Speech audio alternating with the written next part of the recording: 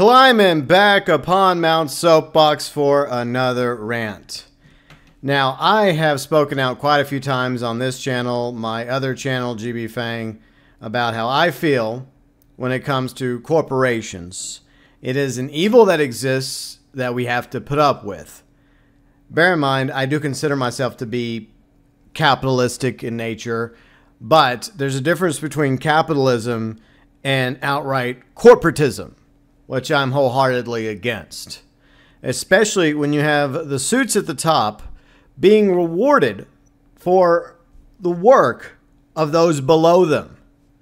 Case in point, what I heard about yesterday, the heads of Take-Two, Strauss, Zelneck, Karl, Slatoff, are going to earn a combined $72 million from sales of Shark Cards and GTA Online, VC purchases in NBA 2K, as well as the Take-Two Zynga mobile game sales.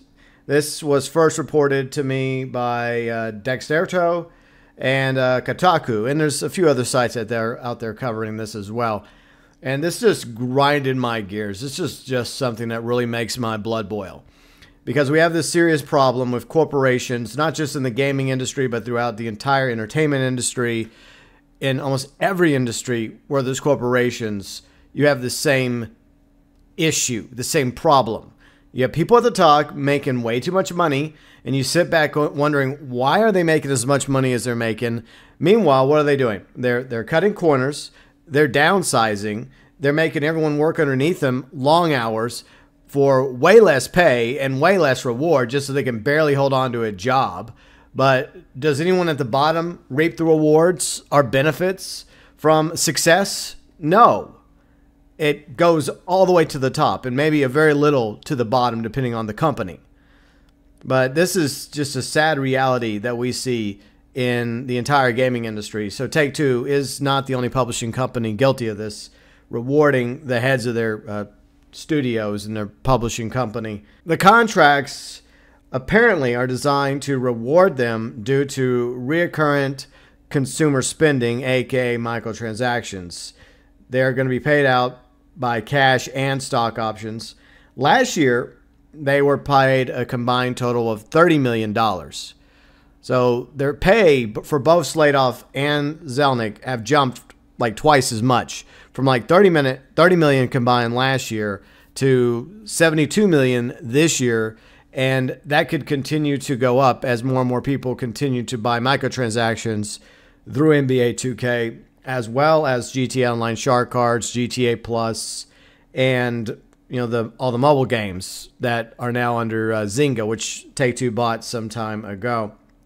If anyone deserves reward financially for how well these games have sold and how well their microtransactions are doing, like I mentioned, it's not the guys at the top who are sitting in their cushy offices, riding around in private jets or first class on commercial flights, or sitting on their yachts or their fancy condos or mansions. It's the hard workers at these various studios, the developers and everyone else that make these games possible. I don't see Karl, Slatoff and Strauss, Zelneck behind the scenes working long hours on the next GTA 6, for example, or what other games that 2K are working on at the moment to be rolled out in the future. This is only going to encourage Slatoff, Zelneck, and sadly, the rest of the heads of Take-Two and other publishing studios to continue putting even more microtransactions into their games, including, as I mentioned, GTA 6.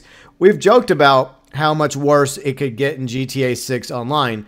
In fact, I talked about that, I think, a few months ago in my GTA 6 Online video, where I hypothetically talked about all the other things that they could do, not just with future Shark Card sales and continuing GTA Plus, but also a battle pass of sorts, along with unique rare items and an item shop or bundles, very similar to what they do for Fortnite, over there at Epic. So I could see them copy-pasting all the tips and tricks to make as much money as possible off GTA 6 Online and whatever other 2K Online multiplayer game that they're working on in order to try and squeeze as much money out of us as possible. And I think Zelneck said that a long time ago, that they weren't making enough money off of us. Well, they certainly are now, or maybe it's still not enough in the eyes of Zelneck and Slatoff and the others. And then they're going to go and most likely go to the next quarterly earnings call and lie like they did the past few years about adding quote-unquote new content to Reddit Online. Now, what do I mean by that? Tuesday, the new monthly event began in Reddit Online, and mentioned in the newswire is a new Telegram mission.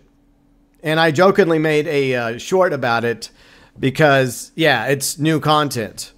But sadly, that will be sold and pitched to the investors at the next quarterly earnings call like they did, I think, the past 2 years now, and say, hey, we're updating our online games, constantly updating them, including Reddit Online. It got new content.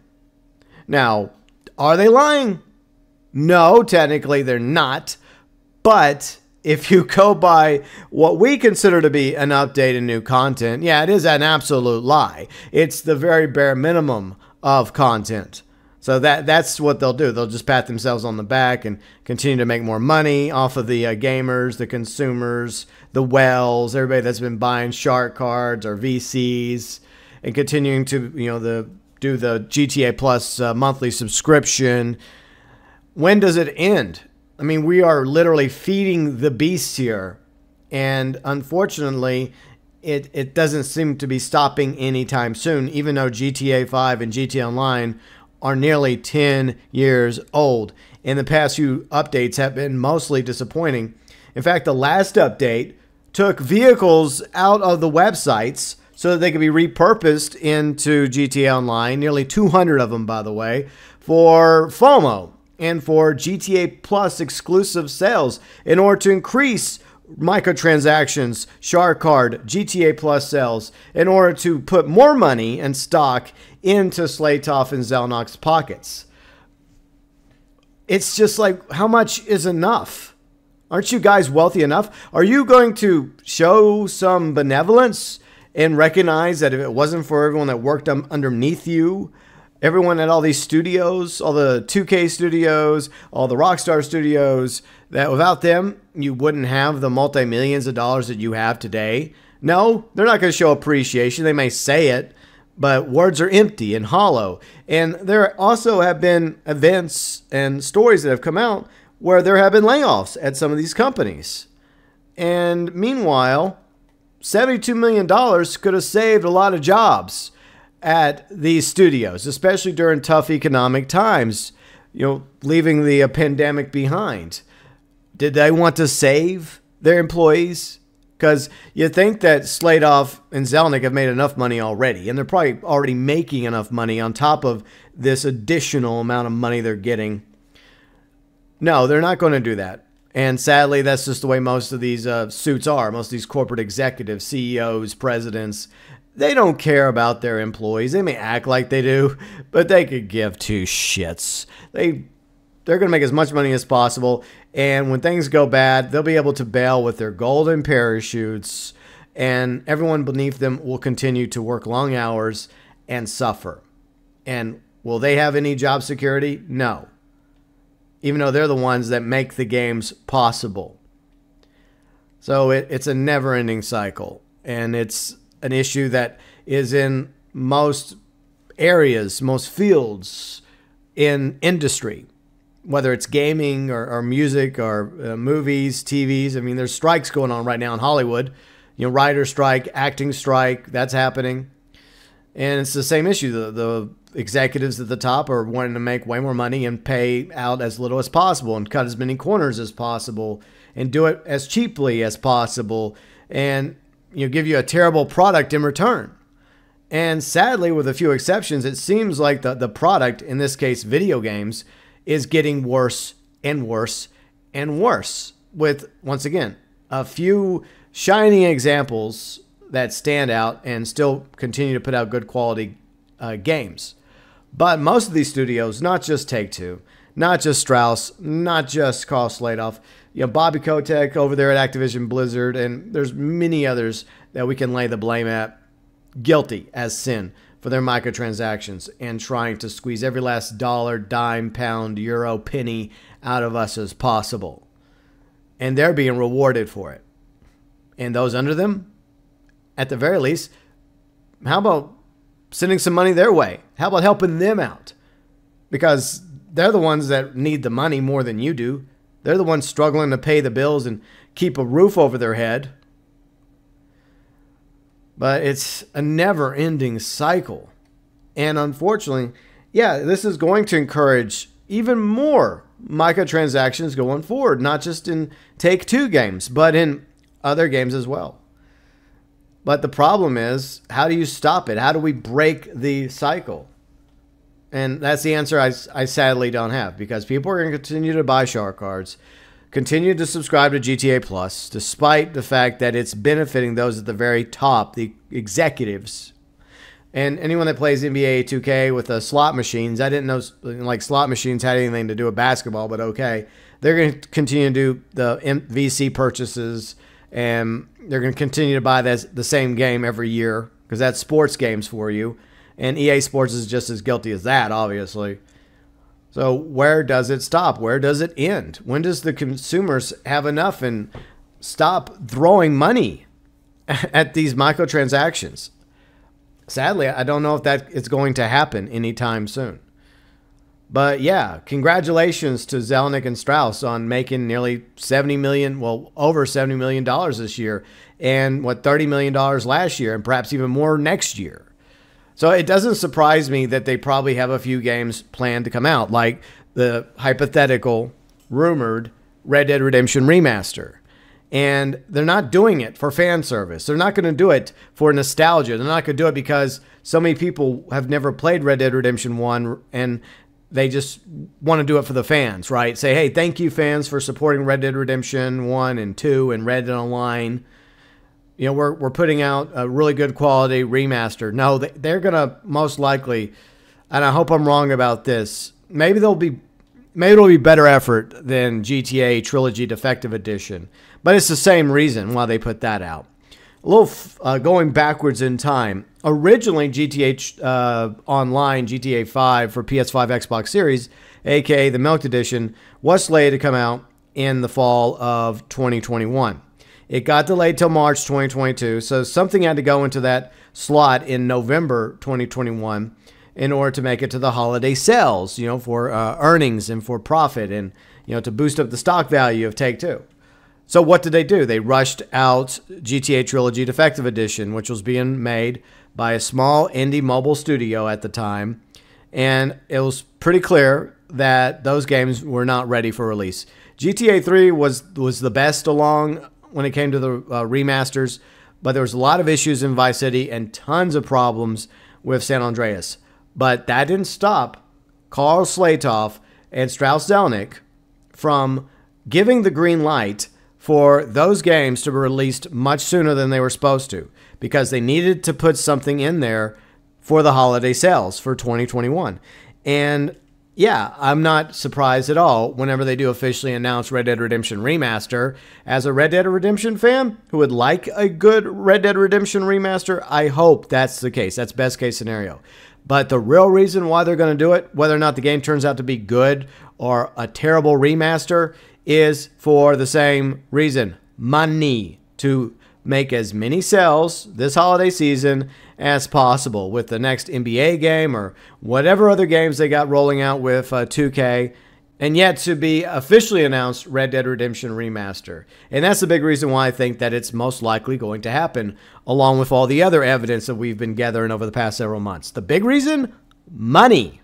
More money for Rockstar, more money for Take-Two, and more money in the pockets of the heads of these companies, such as Strauss, Zelneck, and Slatoff. And yeah, I know that me ranting and raving about it is not going to do a damn thing to stop it. The only thing I can do is say no to microtransactions. Yeah, I'll buy the game if it's a good game. Well, I'll buy it either way so I can play it and warn people if it's a crappy remaster, so that maybe other people won't buy it if it's trash, like the GTA Trilogy Defective Edition still is, by the way. It's been, what, 8-9 months since the last patch. I doubt we'll see another patch for the Trilogy Defective Edition. They probably just slapped a few Band-Aids on it and called it a day and moved on. But either way, I'm trying my best not to give in to the temptation of microtransactions when it comes to shark cards or GTA Plus. And that's the only way to counter this, is to say no. Seal your wallets, close your pocketbooks up, play the games, earn money in the game the way that you can, because there's a variety of ways to earn money in GTA Online. I don't know what you have to do with NBA 2K. I guess it's way worse over there when it comes to that sort of thing. But as long as people keep like participating and forking over the dough, and obviously it's a lot of dough that's coming Take-Two's way in the form of microtransactions and mobile Zynga game sales, and those so-called free-to-plays or free-to-pays, then they're going to continue to make money and tons of stocks and more money, and there's not a damn thing that can be done about it, sadly. It's just unfortunate that this cycle will not be broken unless there's a major economic collapse, and then maybe people will finally realize what's more important than microtransactions and shark cards and VC purchases, whatever the hell that is. Or maybe eventually consumers will grow tired of all these so-called online games and trying to get every last nickel and dime and penny out of us, and finally have enough, which I sadly seriously doubt, because people are getting screwed over in so many other online games. Like, they're about to shut down Warzone 1, right? A lot of people bought microtransactions and skins and cosmetics for Warzone 1, but they didn't get to carry them over to Warzone 2. And guess what? Too bad, so sad. And if people in Warzone 2 haven't learned from that mistake, then the same thing is going to happen to them whenever they put out Warzone 3 and shut down Warzone 2. It's going to happen over and over again. So that's, I guess, the joke's on us, right? For not learning from history. Fool me once, shame on you. Fool me twice, shame on me. So I guess the shame lies with the community that continues to be the whales and continue to fork over the dough. It's your money, but I think there's better things to spend money on. But just wanted to let you know where your money's going. It's not really going to help with everybody that's working hard on GTA 6. I'm sure they're getting paid okay. But I think they get something depending on how well the sales go. But come on. It's shekels compared to what Slatoff and Zelneck are going to get, as well as the head of Rockstar Games. All right, yeah. So Hauser, yeah, he's going to get a pretty nice penny as well out of the sales of GTA 6 and 6 Online. But everyone under them ain't going to get as much. A little bit. Like, oh, here's a gift card. Maybe a free Big Mac or whatever. Or another Rockstar coffee mug. I don't know. But they're not going to be compensated for their hard work and long hours away from family and sacrificing time and blood, sweat, tears into the next GTA 6. Not the way that those above them will be rewarded. Even though those above them, I often wonder, and I've wondered that since my radio days, like, what exactly is it that you do here, Mr. CEO or Mrs. CEO or Mr. and Mrs. President of these companies? What do you do besides make huge paychecks and, look for ways to cut corners and downsize your employees? Hopefully one day governments will grow wise to corporations and realize how powerful and influential they've become. And maybe we'll get enough people elected to office in various governments, including the U.S. government, like Congress, maybe Parliament in Canada, UK, and over there in the European Union. That would be nice to start holding these corporations' feet to the fire and holding them responsible for things and not letting them get away with such dirty tactics. Because, like I already said, it's not just corporations involved in the gaming industry or the entertainment industry. It's all the corporations that are guilty of this at our expense. We, the consumers, and those hardworking employees at these companies also suffer, while those at the top continue to profit.